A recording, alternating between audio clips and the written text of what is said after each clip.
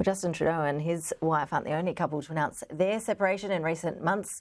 Divorce lawyers are saying they're busier than ever. They've seen an unprecedented uptick in the business in the last 6 months.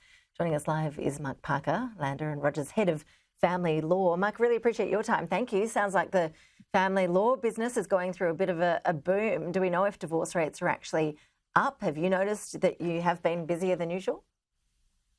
Oh, we certainly have been. We've got a national practice, and the figures would suggest that right across Australia, the incidence of divorce is now escalating. And so why? What do we blame this on? Is it COVID? People spent too much time together during the pandemic. Did that give some people a motivation to have a fresh start, to do things differently? Look, it's a really interesting phenomenon. I certainly think that COVID placed extra pressure on couples. They were living within pressure cooker situations at home, dealing with children, homeschooling. And then I think coming out of COVID, the hope was that, look, everything's going to magically change. The relationship, if there were any issues, would get back on track. And when it doesn't, then I think it causes people to really think deeply about where their relationship is at. And these days, with social mediums that cause people to reflect on their wellness, self-fulfillment, I think the incentive these days is nowhere near as strong as it once was for couples to stay together. And as more women experience financial empowerment, are you seeing more women driving the decision to divorce?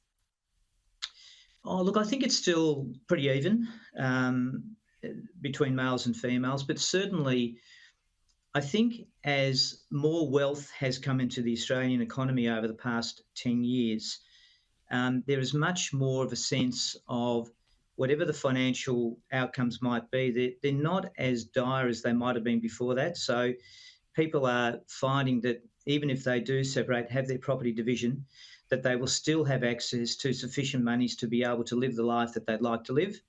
So I think that's made it a little bit easier for many couples.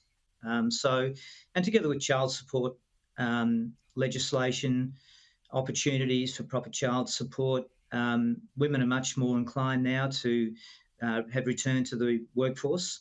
So a lot of the historical financial impediments that once might have perhaps been a disincentive to separate are no longer in place. Mark, talk to us about prenups. Is this a big thing in Australia? Is it a growing trend to sign a prenup before getting married? It certainly is. Of all the trends, I think, which have impacted on family law in Australia, the preparedness of the Family Law Act to now recognise financial agreements, both prenup or nuptial or post-nuptial, has really been a huge source of growth. And you particularly see it now in family offices where the patriarch and the matriarch of a family might have created significant wealth, and they understandably are saying, look, this wealth is really there to inure for the benefit of our children and our grandchildren. And whilst they might not want to impact on the financial circumstances between the son-in-law and the daughter or vice versa as to what they might accumulate together, they certainly do want to protect the head wealth, if you like, that sits in the family constellation. And financial agreements now for second relationships are becoming absolutely paramount.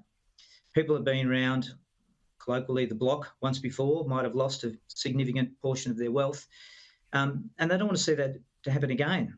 And they would rather have a template as to what might happen financially if they were to split up with their new partner, their wife, their husband, whatever.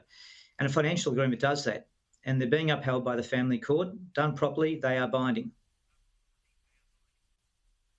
So you mentioned post-nuptial agreements. I haven't heard of these before. What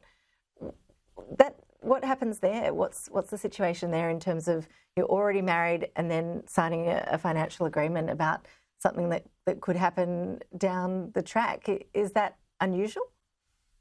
No, it's not. They're really your prenuptial and nuptial type agreements. Postnuptial is really an agreement that records a property settlement between parties, and it's being seen as an increasingly convenient way to record a property settlement without the need for parties to use the more traditional method of having orders approved in the family court.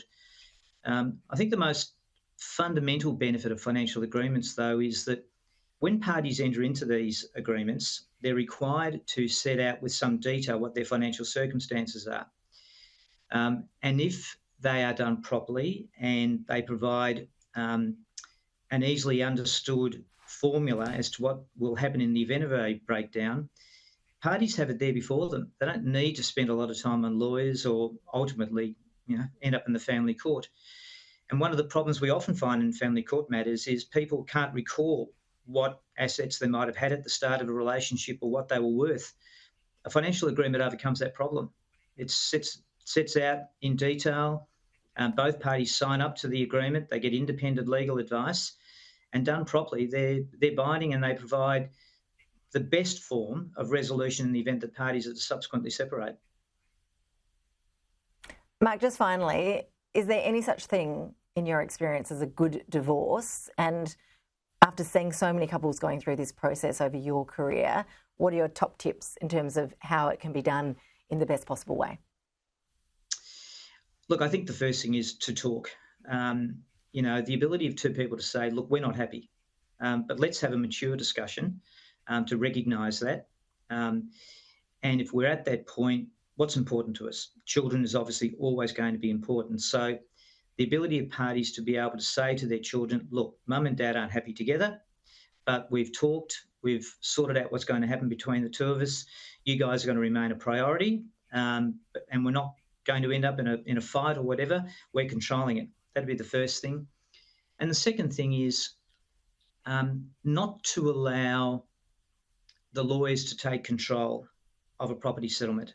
True it is that you need legal advice a lot of the time, but ultimately, once you have that advice, you should be in a position to sit down with your partner and talk about a resolution.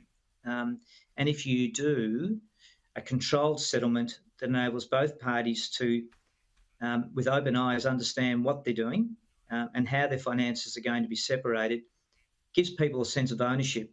And ultimately, at the end of the day, to be able to get good out of what's a pretty awful situation is obviously preferable. Mark Parker, appreciate you sharing your expertise with us today. Thanks so much. Thank you.